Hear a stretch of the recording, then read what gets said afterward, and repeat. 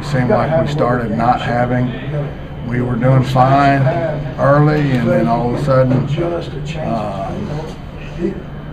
we missed a tackle on the flanks on the third drive, and one of the safeties missed a tackle on the flanks. It was his play to make, and then they kind of got going, and then obviously we just folded to the tempo, and they started tiring our linemen out, and they were able to get blockers up, and the linemen weren't able to get off the blocks, and we were getting out-gapped, and the linebackers just felt like they had an offensive lineman in their face the whole time. So that's in a nutshell. That's what's happening. What did you see on Carey trying to cover the tight end on the flat route? I saw him with his eyes in the backfield, which is he's only.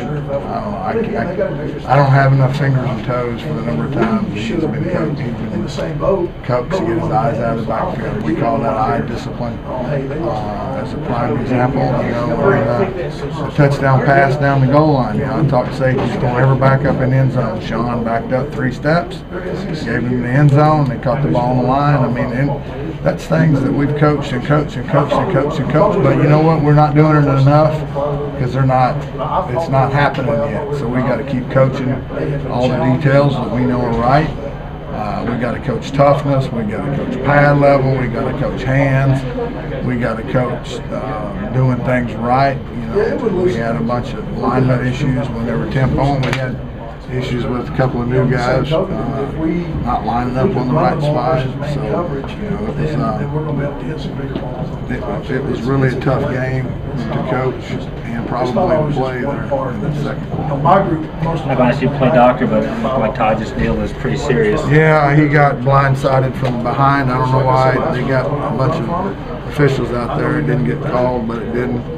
And what happened is he got all his weight put on that one knee and tore that tendon. It wouldn't matter if they had thrown a flag. It's just bad. It's just a bad deal. And hopefully he can recover from it. Do you even have a chance to grab him after the game, or is it I just told him if he needs something, we're here. I mean, what more can you do? He's got a bunch of people that care about him and love him, and so I think he doesn't need some of us to do stuff for him. He's got plenty of other people. So.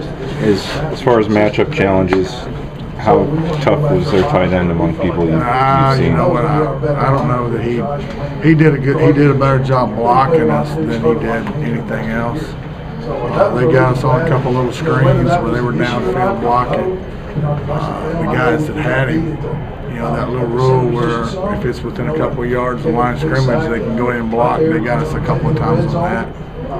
I didn't think they're throwing the ball, except when he scrambled and converted some plays after we missed 4 or 5 missed tackles on sacks. I mean, if you want to start counting the number of missed tackles, we probably set a school record today. So I'd be shocked if that wasn't a school record missed tackles. So, we obviously got to learn how to tackle better. Were you encouraged by the second half?